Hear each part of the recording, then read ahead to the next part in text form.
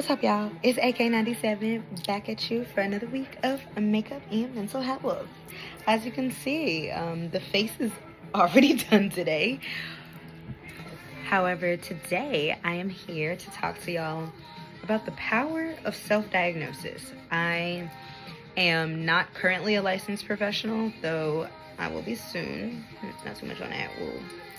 We show it, don't speak it type shit. But I do have my BA in psychology with a minor in sociology, but also the fact that I even feel the need to say that completely negates where I'm coming from with this, which is the power of self-diagnosis for anybody. I feel extra vindicated in my ability to self-diagnose because though I am not currently a licensed professional, I do have the tools. I'm very familiar with the DSM. And also, self-diagnosis is simply a tool to help you understand symptoms and treatments or accommodations or things of that nature. I will get into more of that after our temperature checks. How you doing? How you feeling? I am at a 7 right now just because I'm feeling a little drained. I'm not in a bad mood. I'm just tired. I am an ambivert. If you know me, you might think that I am an extrovert. I am not. Just very social. I'm good at socializing, which I've been doing a lot of for over 24 hours now. And I love the people that I've been around. I just feel physically drained now because I have not had time to myself, which I will after I record this video. Affirmations. I ain't forget about your affirmations. So this week, our affirmation is clarity comes to me easily. Clarity comes to me this past week. It doesn't make up mental health, right?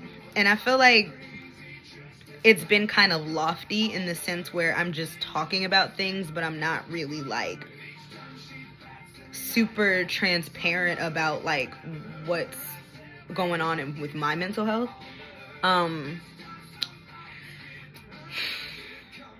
This past week has been a challenge.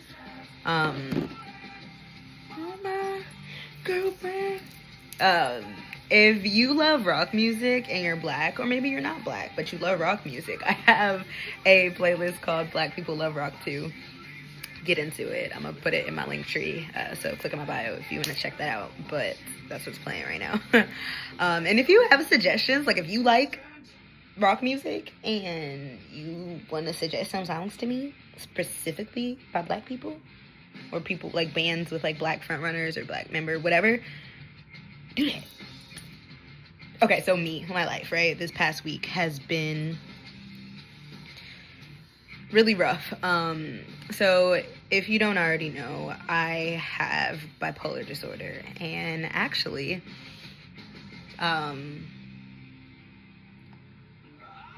I don't know why I look dissociated. I actually am the person that figured it out, and I self-diagnosed myself. Now, if, you look on my paperwork or whatever, like, I am officially diagnosed with bipolar disorder, but that came from me lying, to be straight up. That came from me lying. That came from me going and I can't even say lying, but, like, I was never diagnosed by another professional. I never underwent testing and had them come to me and be like, yeah, you have the thing. I came to the conclusion based on my own understanding of the DSM and knowing how to read it and use differential diagnosis and et cetera, and that is how I arrived at the conclusion that I am bipolar.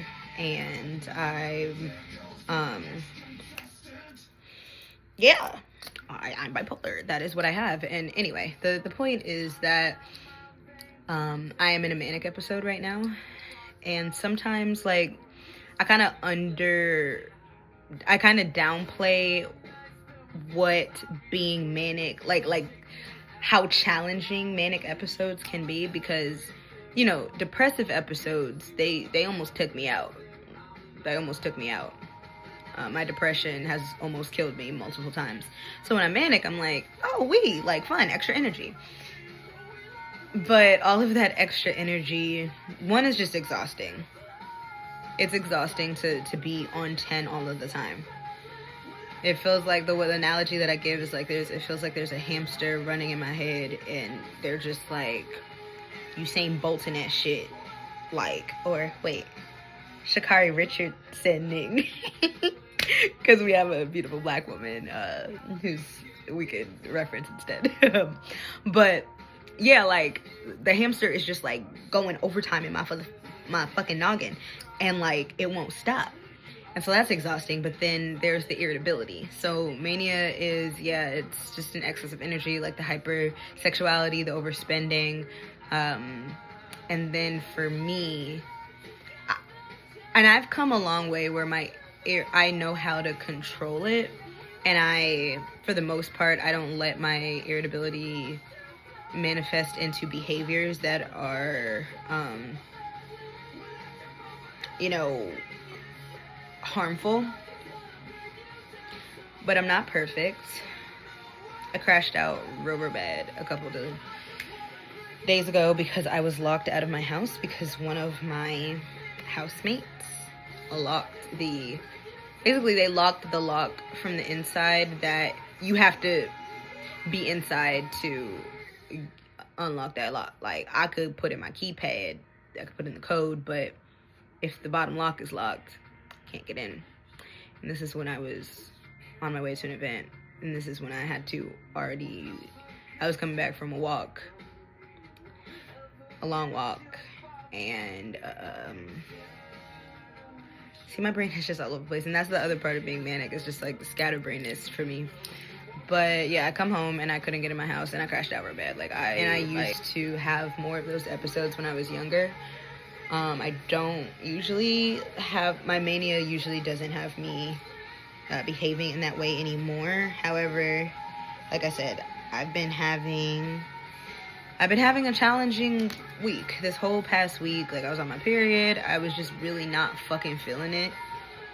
And, I'm in my manifestation era where I don't like to speak to my current circumstances because I gotta get out. Like, I'm not finna stay here. So what the fuck is the point of speaking on the shit like it's in the present tense when that's not the reality that I want to live in, However, there's this balance struggle.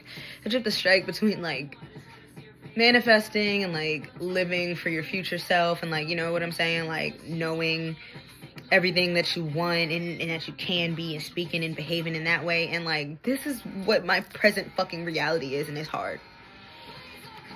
And I don't even have no answer to that or nothing. Like, you know what I'm saying? Like, haven't figured out what the balance is. I'm still trying to figure that out. Right now, it's just a lot of being Delulu and kind of moving through moving past how I feel without kind of staying in it and really acknowledging it. And I don't know if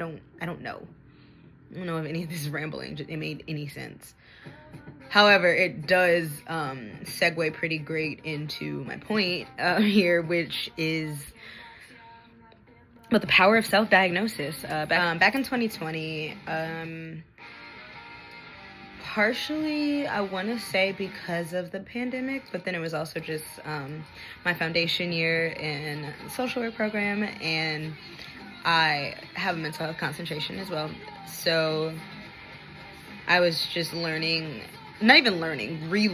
about, because I've known what fucking bipolar disorder is, but I don't know. I just never applied those symptoms to me. And a combination of talking to my father and I'm just looking back at my behaviors, taking the DSM, actually, using it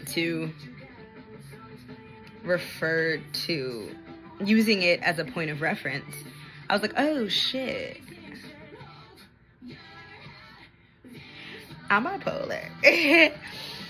And my feelings about self-diagnosis is that I understand that not everyone has the same background as me. Whereas, like, yeah, I can champion self-diagnosis while I am somebody that has studied this. Like, I don't have the degree yet, but I do still have quite a bit of knowledge in order to properly be able to make a diagnosis. At least for self. I'm not talking about other people just yet. Wait. For that one. But I feel empowered by being able to look at the symptoms that fall under, any witch disorder and be like, oh, that's me. So I'm not just, when it comes to self-diagnosis, it's far more than just, self-diagnosis is far more than going, oh my God, like, I can relate to that, to posts you see on Instagram. Like, when it comes to, at least for me, making an educated guess, educated assessment with self-diagnosis, it is more than just being like, oh my God, samesies about stuff you see on Instagram. But also, I don't even want to negate the power in people sharing their experiences and you maybe figuring out like, oh shit, I do relate to that. I think there's a power in that relatability, but then I also can see the challenges of like, just overly identifying with one person's story and thinking that means that you have a disorder, right? So if you are going to self-diagnose, I highly recommend familiarizing yourself with the DSM. I highly recommend taking as many different little tests as you can find. There are clinical assessments that you can find that are open for anybody to use, and use them. Use them to help you figure out what you are. Now, when it comes to self-diagnosis, even as somebody that is entering the mental health field professionally, I still feel very wary about it because I actually think that social workers, mental health clinicians, people of various, titles in that demographic, we can be very harmful. We can definitely cause more harm than help. And I also think there is a elitism and a paternalistic superiority that comes along with feeling like, oh, I'm the doctor and I know more about anything than you. Like, yes, you did go to school for this. However, I am the person that lives in this body. I am the person that can best attest to what I'm experiencing. And I just want people to feel empowered to know what the fuck is going on in your own brain. If you feel as though you want to be diagnosed, I would also ask why. What benefit will come of you from being diagnosed by the system? Because let's be honest, especially if you are, if you're of color, if you are Black specifically, if you are a woman, if you are poor, like if you belong to marginalized groups already, let's be real. Mental illness, if that's what we're talking about with self-diagnosis here, that's what I'm talking about, that is an added marginalized identity. So you have to ask yourself, do you really want that on paper? Because I have diagnosed myself with autism as well. I believe that I am on the lower support need. Well, not believe. I am on the lower support needs end of autism. I took the RADS test. Baby, they said 65, you might have it. I got a 151, babes. Like, niggas is autistic as fuck. But, yeah, I don't feel the need to get tested and diagnosed because why would I want that on paper? I've already been to the grippy sock hotel multiple times. Why would I want another added thing? That can create challenges sometimes, honestly, when applying for certain jobs, when it comes to certain like background checks. Definitely when it comes to, I don't remember what I was gonna say. I didn't write a script this time. I'm just talking off the dome. And I would probably have more to say about this on another day. I just wanted to give a couple little scatterbrained thoughts about why I think it is empowering to be able to self-diagnose. Don't let nobody tell you that it's all in your head or that it's a self-fulfilling prophecy, when in reality you are taking an assessment that medical professionals use and you are using your own lived experiences to match up with those tests. Now, grain of salt with all of this, it doesn't mean, like, because then I ask people, like, that got a problem with self-diagnosis, what harm do you think comes from it? And it always goes back to the, self-fulfilling prophecy. All right, look. At the end of the day, if you were self-diagnosing with any neurodivergence, mental illness, whatever, I highly recommend you are using it as a tool to understand yourself. If you know what your symptoms are, for example, with bipolar disorder, with mania, knowing some of those symptoms being the overspending, the hypersexuality, the irritability, now because I know what those things are, and I'm aware that I'm in a manic episode, which we could talk more another day about bipolar disorder and mania and what all of that looks like for me personally, and we can talk about that another time, but I just want to kind of stay on track here. I completely lost my train of thought. But I think the point that I was just trying to make is use self-diagnosis as a way to alert yourself of your symptoms and figure out what either treatment or support you need to address those symptoms. That's my tea with self-diagnosis and why I think it's helpful. There's no speed through today because the makeup's already done. That's really all I had to say about the things. Do y'all want makeup tutorials? Y'all want me to start, like, showing y'all, like, how I do what I do? I think maybe that would be cute. Keep my head above water. I'm your son and I'm your daughter. I should add this to my karaoke playlist. I am, actually. Brain. Okay, we're leaving. Bye. Be kind to yourself and don't take nobody's shit, including your own. I'm gonna catch y'all next week.